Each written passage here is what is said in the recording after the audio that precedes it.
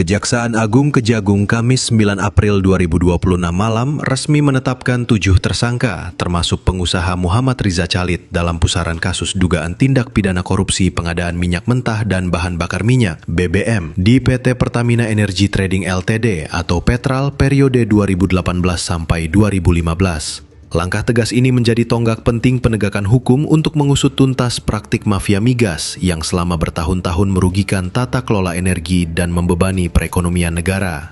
Bahwa dalam perkara ini, tim penyidik telah menetapkan 7 orang tersangka sebagai berikut. Yang pertama, Saudara BBG, menjabat selaku manajer niaga, Direktorat Pemasaran dan Niaga di PT Pertamina. Kemudian Saudara AGS, yang menjabat selaku Head of Trading Pertamina Energy Services atau PES tahun 2012 sampai 2014.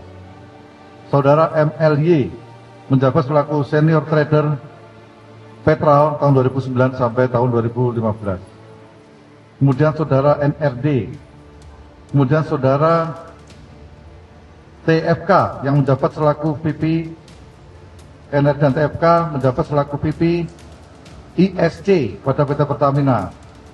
Kemudian Saudara MRC, yaitu BO dari beberapa perusahaan yang mengikuti tender tersebut. Dan Saudara IRW atau Direktur dari perusahaan-perusahaan milik MRC tersebut. Duduk perkara kasus ini berawal pada 2008 sampai dengan 2015, di mana terdapat pengadaan minyak mentah dan produk kilang. Dalam pengadaan ini, salah satu tersangka membocorkan informasi rahasia internal Petral Energy Services kepada Muhammad Riza Khalid. Riza Khalid bersama IRW kemudian mempengaruhi proses pengadaan Petral dengan cara melobi-lobi pejabat Petral dan Pertamina. Syarif mengatakan dalam pengadaan ini ada kong kali kong markup harga minyak mentah dan Petral. Komunikasi tersebut baik berupa pengkondisian tender, informasi nilai HPS, harga perkiraan sendiri, sehingga ada markup atau kemahalan harga karena pengadaan tersebut menjadi tidak kompetitif. Demi mengamankan kepentingan jaringan tersebut, para oknum pejabat Petral bahkan nekat merilis pedoman pengadaan baru yang secara terang-terangan melanggar hasil risalah rapat direksi. Setelah tender dilakukan sedemikian rupa, kemudian PES yang dibantu oleh perusahaan YR melakukan penandatanganan MOU terkait pemasokan produk kilang untuk tahun 2012 sampai tahun 2014.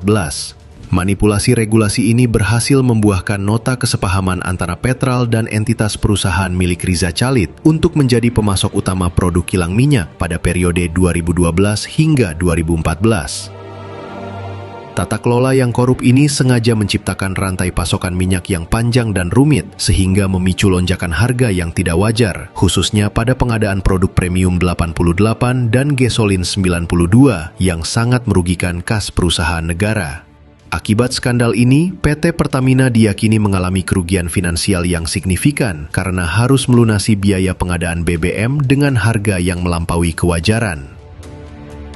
Dari 7 tersangka, 5 orang telah ditahan selama 20 hari ke depan, sementara tersangka BBG menjalani tahanan kota karena alasan kesehatan. Adapun Riza Khalid belum ditahan dan telah masuk dalam daftar pencarian orang atau DPO. Para tersangka dijerat dengan pasal 603 KUHP, subsidiar pasal 3 Undang-Undang Nomor 31 Tahun 1999 tentang pemberantasan tindak pidana korupsi.